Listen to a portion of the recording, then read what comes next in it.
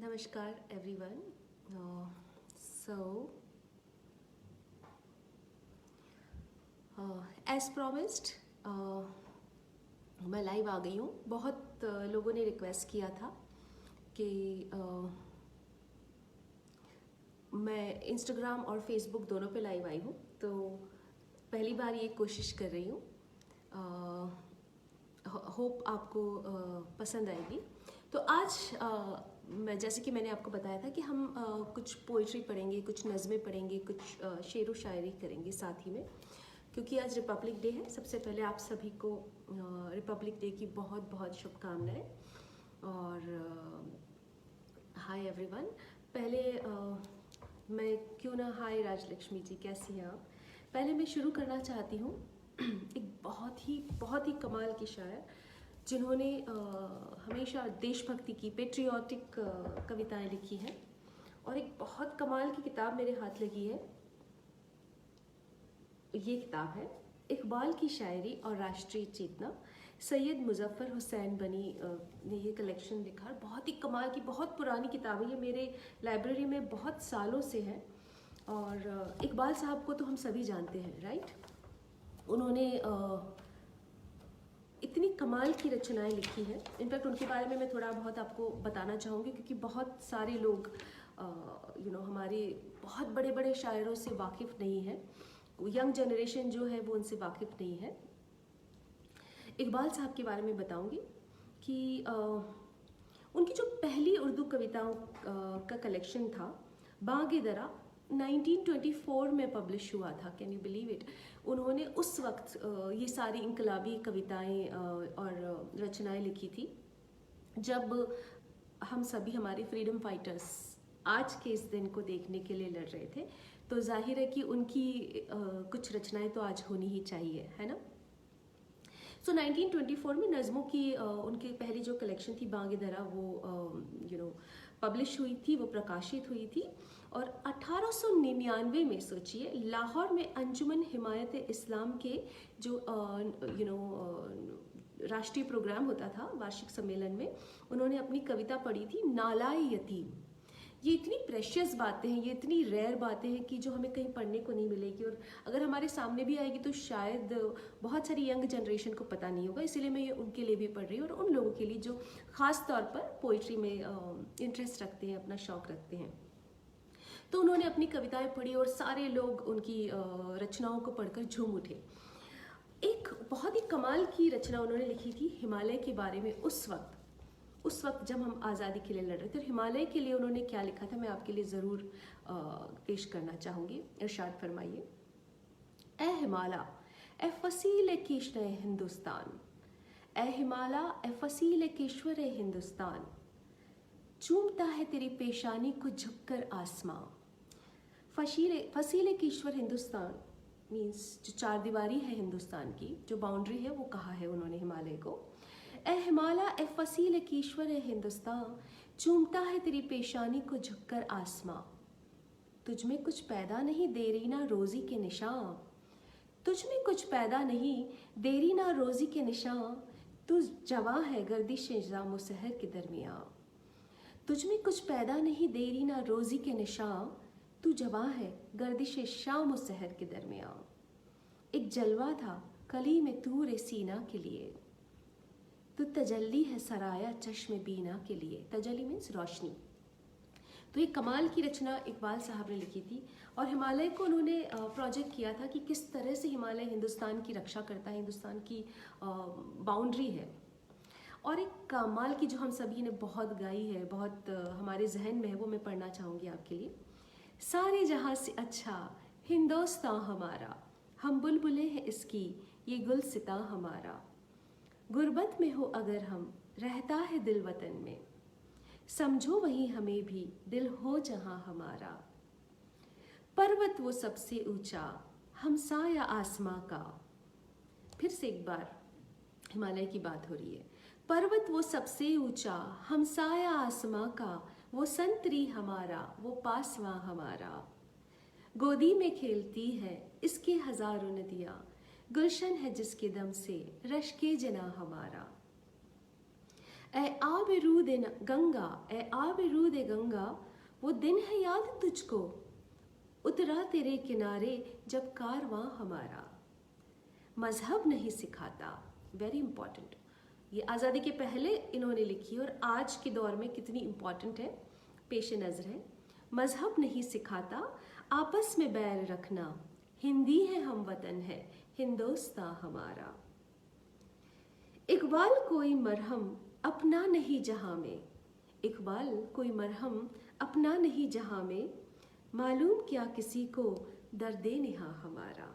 क्या बात है, इतने बड़े बड़े लेजेंडरी शायरों ने जो कुछ रचनाएं लिख दी है वो एक्चुअली अब सुनहरे शब्दों में बस इन जैसी कुछ किताबों में नज़र है। हिंदुस्तान की जो हालत थी उन दिनों में, उसके ऊपर उन्होंने ये नज़्म लिखी है अगली। रुलाता है तेरा नज़ारा ए हिंदोस्तां मुझको, रुलाता है तेरा नज़ारा ए हिंदोस्तां मुझको, कि इब्र खेज है तेरा फसाना सब फसानों में, दिया रोना मुझे ऐसा कि सब कुछ दे दिया गोया, दिया रोना मुझे ऐसा कि सब कुछ दे दिया गोया, लिखा कित ए अज़ल में मुझको तेरे निहा खानों में।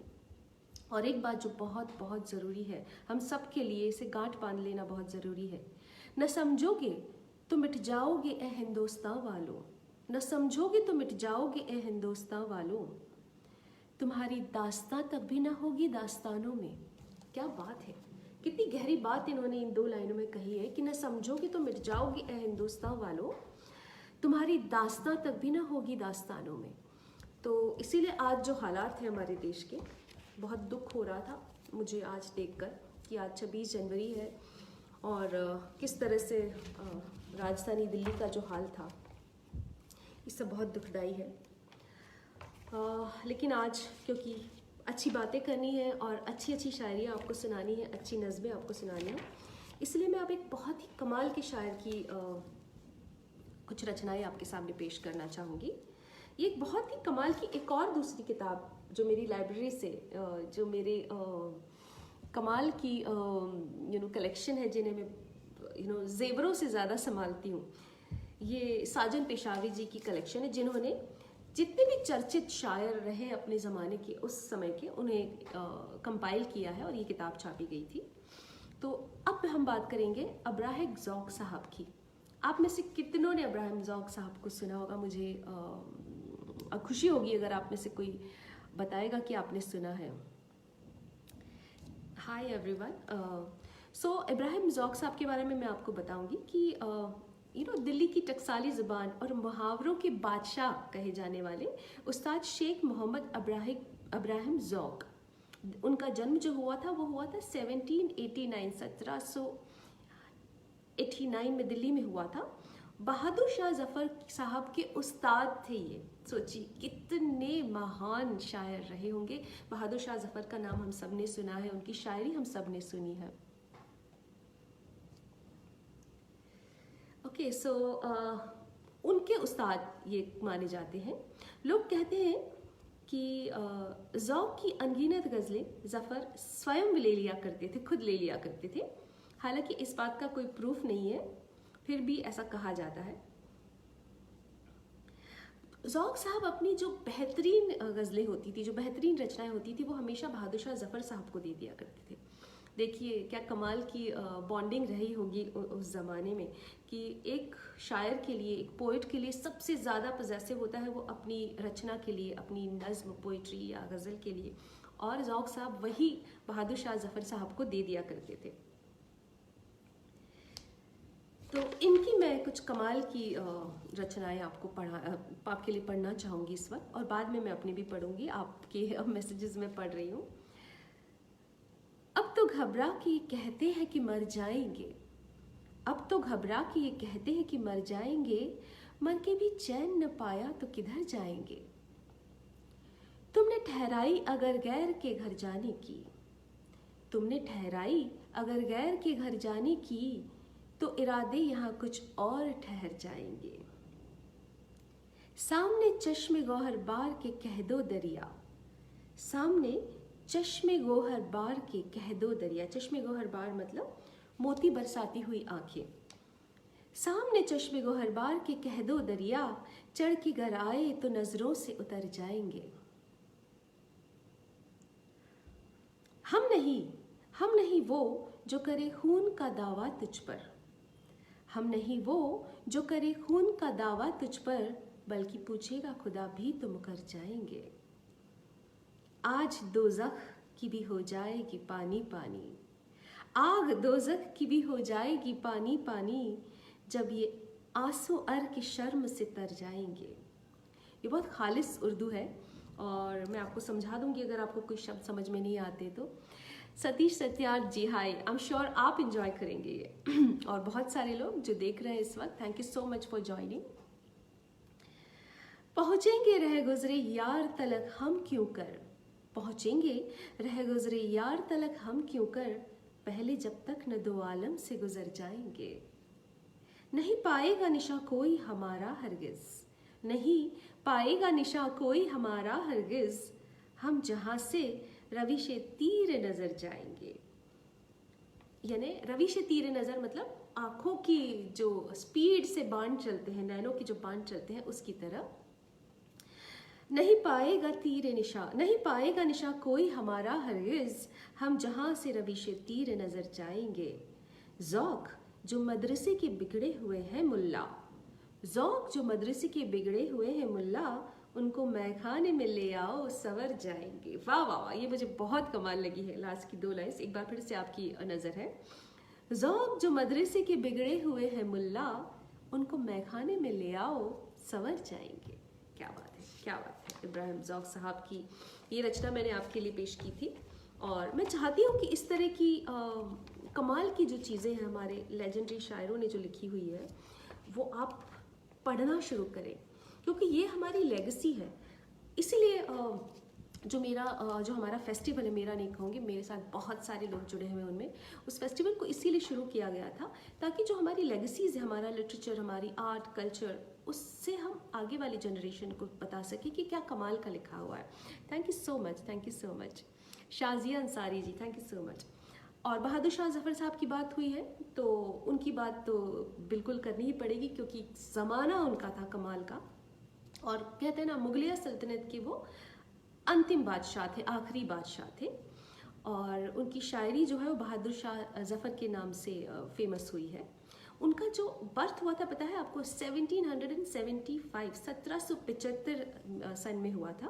और उनके पिता अकबर शाह जो सेकंड थे, उनकी डेथ के बाद उन्हें शहनशाह बादशाह बनाया गया था, जिस वक्त वो 62 इयर्स के थे। सोचिए 62 साल की उम्र में बहादुर शाह ज़फ़र साहब जो है वो सल्तनत हिंदुस्तान बने थे। लेकिन अंग्रेज़ी हुकूमत थी उस समय, ब्रिटिश राज चल रहा था, वो उनके काफ़ी अगेंस्ट थे और उनके आसपास के कुछ लोग भी उनके बहुत अगेंस्ट थे। पहले वो शाह नसीर साहब के स्टूडेंट थे और बाद में उन्होंने ज़ौक़ साहब से इस्लाह की। उनको बहुत सख्त विषयों पर लिखना अच्छा लगता था और बहुत ही उल जलूल टाइप सब्जेक्ट्स वो चूज़ किया करते थे ज़फ़र साहब, और फिर वो मुशायरे आयोजित किया करते थे। क्या ज़माना होता होगा ना। और इतना मज़ा आता था मुझे जब मैं महफ़िलें अपने घर पर आयोजित करती थी, ऑर्गेनाइज़ करती थी, क्योंकि ये जो लेगेसी है हमारे देश की, उन्हें अगर किसी तरह से हम रिस्टोर कर सकें, उसे आगे ले जाएं, तो उसका एक मज़ा ही, उसका एक लुत्फ़ ही बहुत अलग है।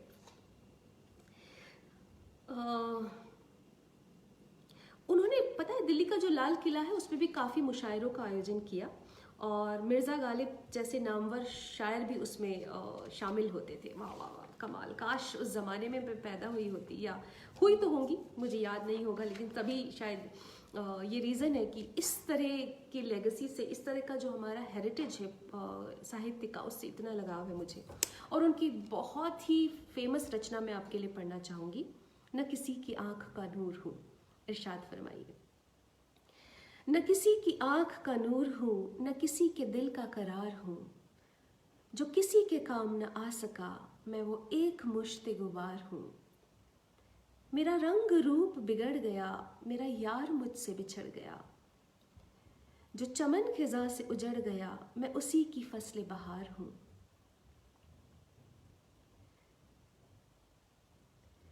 जी जी हाँ सतीश जी, बिल्कुल मोमिन साहब की भी आपने याद दिलाई है। इसे सुनिएगा, अभी आज के करंट जितने भी इवेंट्स हैं उसमें काफ़ी रेलिवेंट है ये। एक बार फिर से आपके लिए पेश करती हूँ। न किसी की आँख का नूर हूँ, न किसी के दिल का करार हूँ, जो किसी के काम न आ सका, मैं वो एक गश्ते, मैं वो एक मुश्ते गुबार हूँ। मेरा रंग रूप बिगड़ गया, मेरा यार मुझसे बिछड़ गया, जो चमन खज़ां में उजड़ गया, मैं उसी की फसले बहार हूँ। न तो मैं किसी का हबीब हूँ, न तो मैं किसी का रकीब हूँ, जो बिगड़ गया वो नसीब हूँ, जो उजड़ गया वो तैयार हूँ। पय फातिहा कोई आए क्यों, कोई चार फूल चढ़ाए क्यों, पय फातिहा कोई आए क्यों, कोई चार फूल चढ़ाए क्यों, कोई आके शम्मा जलाए क्यों, मैं तो बेकसी का मज़ार हूँ। मैं नहीं हूँ नगमाए जां फिज़ा, मुझे सुन के कोई करेगा क्या, मैं नहीं हूँ नगमाए जां फिज़ा, मुझे सुन के कोई करेगा क्या।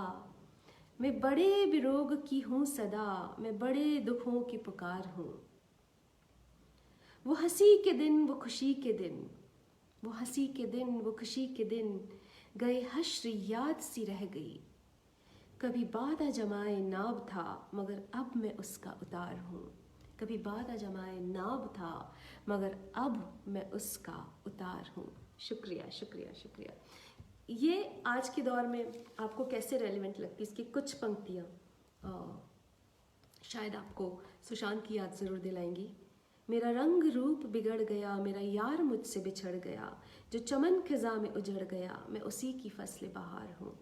ज़फ़र साहब की ये रचना आप सभी की नज़र थी। कुछ और पढ़ना चाहूँगी मैं आपके लिए। कमाल का कलेक्शन आज है मेरे पास, और अगर आप इजाज़त देंगे और अगर आप में से कुछ लोग शामिल भी होना चाहेंगे इसके अंत में, तो ज़रूर कुछ पढ़िएगा मेरे साथ। बिल्कुल one of the favourite ghazal of Bahadur Shah Zafar sahab Satish जी, बेशक आप भी ज्वाइन कर सकते हैं मुझे। मैं कुछ पढ़ लूँ, उसके बाद प्लीज़ आप भी कुछ सुनाइएगा। एक और मेरे बहुत पसंदीदा शायर रहे, और इतने कमाल की उन्होंने रचनाएं लिखी, इतना कमाल का लिखा है आज तक। फ़िराक़ गोरखपुरी साहब, इरशाद फरमाएं। फ़िराक़ गोरखपुरी साहब के बारे में पहले मैं आपको थोड़ा बताना चाहती हूँ, जिन्हें पता नहीं उनके बारे में। बहुत लोगों को पता है उनके बारे में, काफ़ी रचनाएं उनकी सुनी है जो कि संगीतबद्ध भी हुई है। रघुपति सहाय फ़िराक़ नाम, कितना कमाल का नाम है। देखिए, रघुपति सहाय फ़िराक़ का जन्म जो हुआ था ना 1896 में हुआ था, सोचिए, और गोरखपुर में हुआ था, इसीलिए उन्होंने अपना नाम फ़िराक़ गोरखपुरी कर दिया था। और शायरी जो है उनको अपने पिताजी से विरासत में मिली थी। और इनके पिता जो थे ना, वो मुंशी गोरख प्रसाद इबरत थे। उनका जो ये नाम था, शायरी का नाम उन्होंने इबरत रखा था। और ये उस वक्त में 1896 के बाद, जन्म लेने के बाद, सोचिए जब 1900 में हमने कदम रखा ही था, 19वीं सदी में, तब ये अंग्रेज़ी के प्रोफेसर थे और उर्दू के शायर। क्या कमाल का कॉम्बिनेशन है ना। भाषाओं से, लैंग्वेजेस से ऐसा ही प्यार होना चाहिए, सारी बाउंड्रीज को पार करके, क्योंकि भाषाएं ही तो होती है जिससे इंसान खुद को एक्सप्रेस कर सकता है, अभिव्यक्त कर सकता है ना। हिंदी, संस्कृत और फारसी के भी ये बहुत बड़े ज्ञाता थे, इनको सारी लैंग्वेजेस में ये परफेक्ट थे। शायरी में यूं आपके कोई उस्ताद नहीं थे, ये सेल्फ टॉट थे, खुद ही से पढ़ कर उन्होंने सीखा था। मगर कॉलेज के दिनों में प्रोफेसर नासरी से आपको गज़ल इस्लाह कराने और हौसला पाने का काफ़ी अवसर मिला था। आप अपने ढंग के लाजवाब शायरों की श्रेणी में आते हैं, और इनकी बहुत बहुत सारी किताबें छपी हैं। 1982 में ये इस ज़मीं को छोड़कर आसमां में विलीन हो गए और अमर हो गए। तो इनकी कुछ एक कमाल की रचना है, मुझे पसंद भी बहुत है ये। फिर आज अश्क रो आँखों में क्यों है आए हुए, फिर आज अश्क रो आँखों में क्यों है आए हुए, गुजर गया है ज़माना तुझे भुलाए हुए। किसी की शौक ये पिन्हा में ये निखार न था, किसी की शौक ये पिन्हा में ये निखार न था, फुसूदा दिल भी है कुछ आज रंग लाए हुए। किसी की शौक ये पिन्हा मीन्स जो छुपी हुई शौकी होती है, जो कि लोगों के सामने जाहिर नहीं होती, लेकिन छुपी हुई शौकी होती है, उसमें वो निखार न था। फुसूदा दिल भी है कुछ आज रंग लाए हुए, मतलब दिल फुसूदा, दिल उदास है। अब इसके बाद मुझे कुछ खबर नहीं उसकी, अब उसके बाद मुझे कुछ खबर नहीं उसकी, दिलाश ना हुए अपने हुए पराए हुए। क्या बात है। बहुत लतीफ़ इशारे हैं दौर हाजिर के, बहुत लतीफ़ इशारे हैं, बहुत लतीफ़ इशारे हैं दौर हाजिर के, कुछ आज अहले सुकून भी है दिल मिलाए हुए। क्या बात है। बहुत लतीफ़ इशारे हैं, लतीफ़ का मतलब है बारीक, बहुत बारीक इशारे, बहुत माइन्यूट इशारे हैं। दौर हाजिर के मतलब आज का जो ज़माना है उसके बहुत ही माइन्यूट इंडिकेशंस है, इशारे हैं।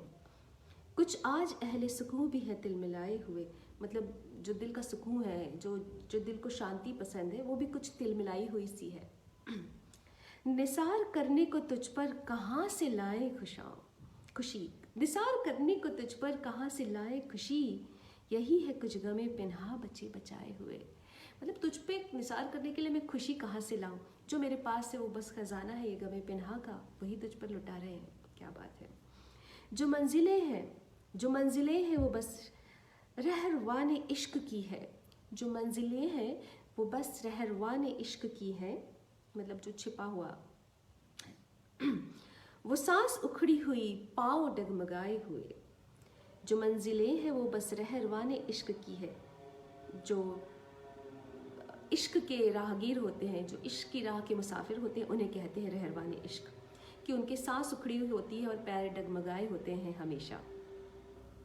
फिराक तू ही मुसाफिर है तू ही मंजिल भी, फिराक तू ही मुसाफिर है तू ही मंजिल भी, किधर चला है मोहब्बत की चोट खाए हुए। क्या बात है। फिराक गोरखपुरी साहब की ये रचना पेश नज़र थी आपके लिए, और इस तरह की हम पोइटिक एटलीस्ट ऑनलाइन महफिलें तो कर ही सकते हैं। और इतना ख़जाना है, सच में इतना कमाल का ख़जाना है। ये ख़जाना अपने दोस्तों के साथ मैंने उम्र भर बांटा है, और अब जिनकी ख़ास डिमांड होती है, किताब हम में से अक्सर बहुत लोगों के पास है, रात पशमीने की, गुलजार साहब की किताब। आप में से बहुत सारे लोग नेचुरली, दुनिया में ऐसा कोई नहीं होगा जो गुलजार साहब की शायरी से, उनकी रचनाओं से वाकिफ़ नहीं होगा। ये कमाल की इनकी जो रचना है वो मैं आपकी नज़र करना चाहती हूँ। बस चंद करोड़ों सालों में, बस चंद करोड़ों सालों में सूरज की आग बुझेगी जब बस चंद करोड़ों सालों में सूरज की आग बुझेगी जब, और राख उड़ेगी सूरज से जब कोई चांद न डूबेगा, और कोई ज़मीन न उभरेगी, तब ठंडा बुझा एक कोयला सा टुकड़ा ये ज़मीं का घूमेगा, भटका भटका मध्यम खा की सजरी रोशनी में। मैं सोचता हूँ उस वक्त अगर कागज़ पे लिखी एक नज़्म कहीं उड़ते उड़ते, मैं सोचता हूँ उस वक्त अगर कागज़ पे लिखी कोई नज़्म उड़ते उड़ते सूरज में गिरे तो सूरज फिर से जलने लगे। क्या बात है, बहुत गहरी बात है, बहुत गहरी बात है जनाब ये। और अगर आपको समझ में आ गई तो मुझे ज़रूर बताइएगा कि आपने इस जो उनकी कविता है गुलजार साहब की, उससे क्या समझे हैं। ये एक मुझे उनकी पर्सनली बहुत पसंद है, और बहुत बार आपने उनको ये खुद रिसाइट करते हुए सुना भी होगा, उनके वीडियोस में भी देखा होगा। तो ये आपकी नज़र है। मैं अपने बिज़नेस के सिलसिले में मैं अपने बिज़नेस के सिलसिले में कभी कभार उसके शहर जाता हूँ तो गुज़रता हूँ उस गली से, वो नीम तारीख सी गली, और उसी के नुक्कड़ पे ऊँघता सा पुराना एक रोशनी का खंबा, उसी के नीचे तमाम शब इंतज़ार करके मैं छोड़ आया था शहर उसका। बहुत ही खस्ता सी रोशनी की छड़ी को टेके वो खंबा अब भी वहीं खड़ा है। फतूर है ये, मगर मैं खंबे के पास जाकर नज़र बचा के मोहल्ले वालों की पूछ लेता हूँ आज भी ये। फतूर है ये, मगर मैं खंबे के पास जाकर नज़र बचा के मोहल्ले वालों की पूछ लेता हूँ आज भी ये। वो मेरे जाने के बाद भी आई तो नहीं थी, वो मेरे जाने के बाद भी आई तो नहीं थी, वो आई थी क्या। कमाल है ना। इश्क की ये जो एक्सप्रेशन है, मोहब्बत का ये जो एक्सप्रेशन है, इसका तो मैं क्या ही कहूँ।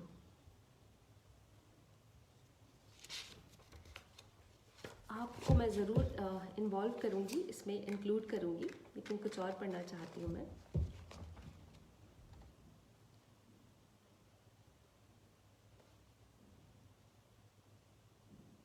क्या बात है, ये इतनी कमाल की है। इरशाद फरमाइएगा गुलजार साहब, एक बार फिर से आपकी नज़रें। हयास का जहान साथ ले गया, हयास का जहान साथ ले गया, वो सारे बादबान साथ ले गया। बताएं क्या वो आफताब था कोई, गया तो आसमान साथ ले गया। वाह वाह वाह, क्या बात है, वाह। किताब बंद की और उठ के चल दिया, किताब बंद की और उठ के चल दिया, तमाम दास्तान साथ ले गया। बताइए ये किसकी नज़र कर सकते हैं आप? अगर आप समझें कि ये मैं किस लिए पढ़ रही हूँ तो ज़रूर लिखिए आप। Thank you so much Satish ji, क्या कमाल का अंदाज है आपका Smita, thank you so much. बस इतना ही आता है मुझे, और कुछ आता ही नहीं है, बस शायरी आती है, कविता ही आती है, कुछ पढ़ लिखना आ जाता है, बस शायद वही ज़िंदगी में कर लिया, शुक्रिया। किताब बंद की और उठ के चल दिया, तमाम दास्तान साथ ले गया। वो बेपनाह प्यार करता था मुझे, वो बेपनाह प्यार करता था मुझे, गया तो मेरी जान साथ ले गया। वाह क्या बात है, इमोशनल हो जाऊंगी मैं सजदे से उठा तो कोई भी न था, मैं सजदे से उठा तो कोई भी न था, वो पाँव के निशान साथ ले गया। वाह। सिरे उधड़ गए हैं सुबह शाम के, सिरे उधड़ गए हैं सुबह शाम के, वो मेरे दो जहान साथ ले गया। आई थिंक ये जो लास्ट की 2 लाइन्स हैं, मेरी नज़र इधर उधर हो रही क्योंकि मैं इंस्टा पे भी साथ में लाइव जा रही हूँ, सॉरी थोड़ा सा बेयर कीजिएगा, क्योंकि बहुत सारे लोग जो फेसबुक पर नहीं हैं। जी सुशांत सिंह राजपूत के लिए है ये, बिल्कुल सही कहा। एक बार फिर से पढ़ूँ मैं आपके लिए, जी नहीं भरा ये पढ़ के, इतनी गहरी बात है, इतनी गहरी बात है ना। जैसे सुशांत हमारी ज़िंदगियों से चले गए हैं और किस तरह से हमारी ज़िंदगी को, मेरे पास शब्द नहीं उस चीज़ के लिए कि खालीपन कहूँ, सूनापन कहूँ, या शायद ज़िंदगी ही ले गए। एक बार फिर से पढ़ना चाहूँगी मैं आपके लिए। जी श्वेता, गुलशन हमारा, आप सबकी नज़र है। हवास का जहान साथ ले गया, वो सारे बादबान साथ ले गया।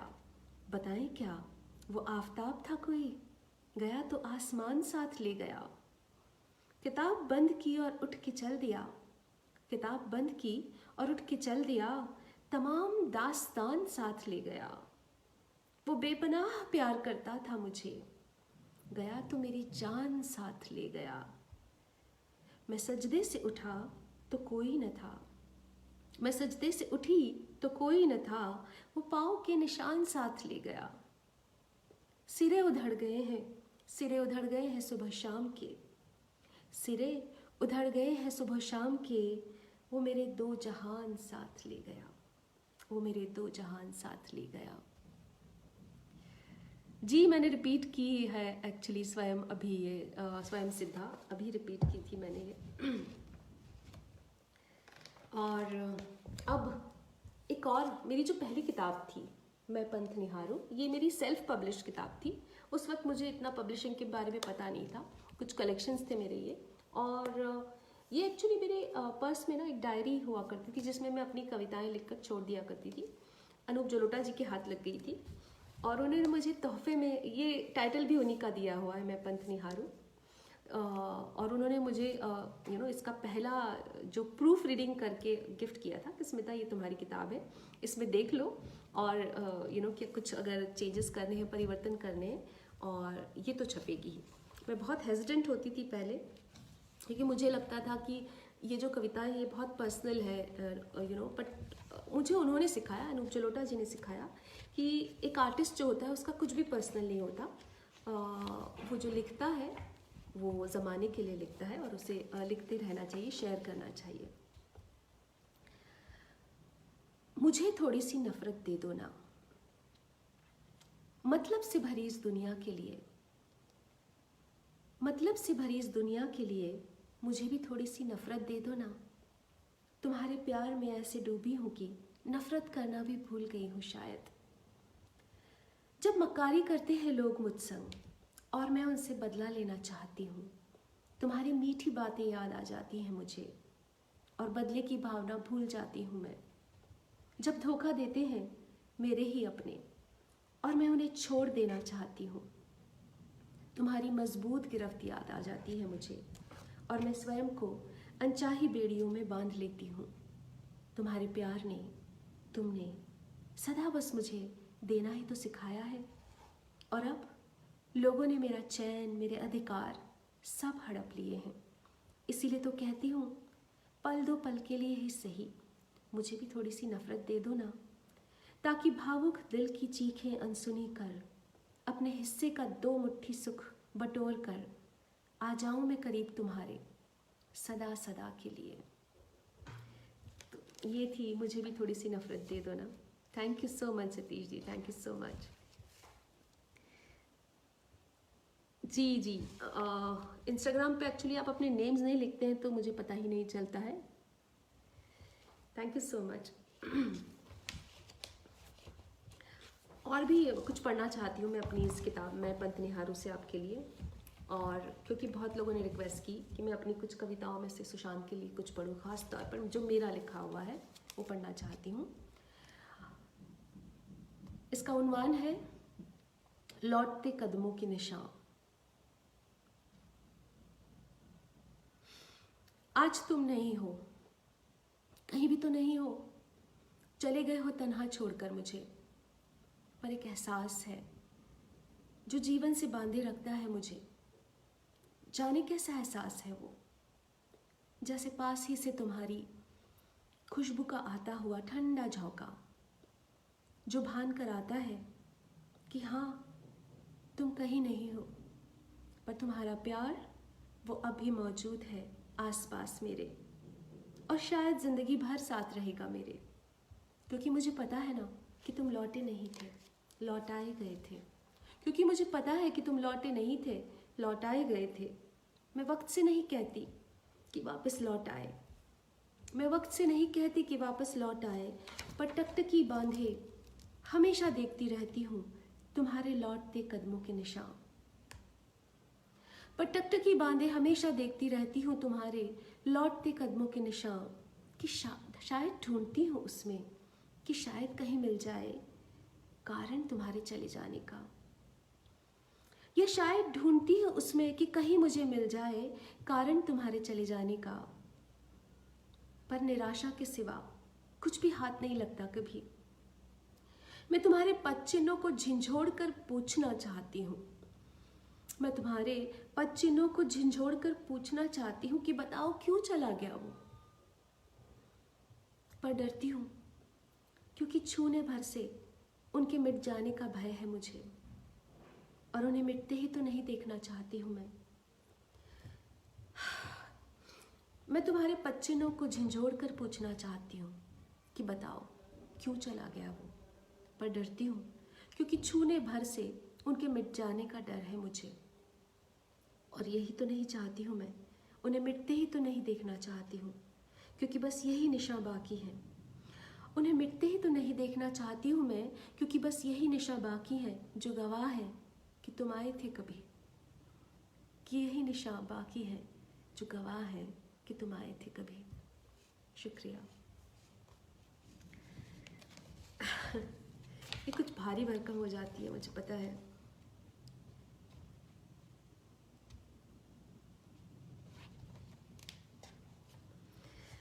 किसी ने मुझसे रिक्वेस्ट की थी, ये सुशांत के संदर्भ में तो मैंने नहीं लिखी थी, पर अगर आप चाहें तो मैं ये पढ़ना चाहूँगी आपके लिए।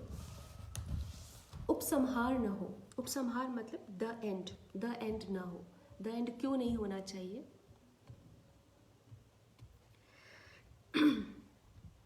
जीवन के कुछ अधूरे ख्वाब अब समेट कर रख दिए हैं, हजारों दिनों के लिए कसम खाई है, अब कोई रिक्त पृष्ठ श्याम न करूंगी मैं, अब दिल की बात बस दिल में ही रख लूंगी मैं। हाँ, ये कुछ सुनहरे ख्वाब हैं जो किसी खजाने से कम नहीं, परंतु इन ख्वाबों की ताबीर अब तुम जो आ गए हो, और तुम ही तो कहते थे ना कि महज भावुकता के सिवा और कुछ नहीं है।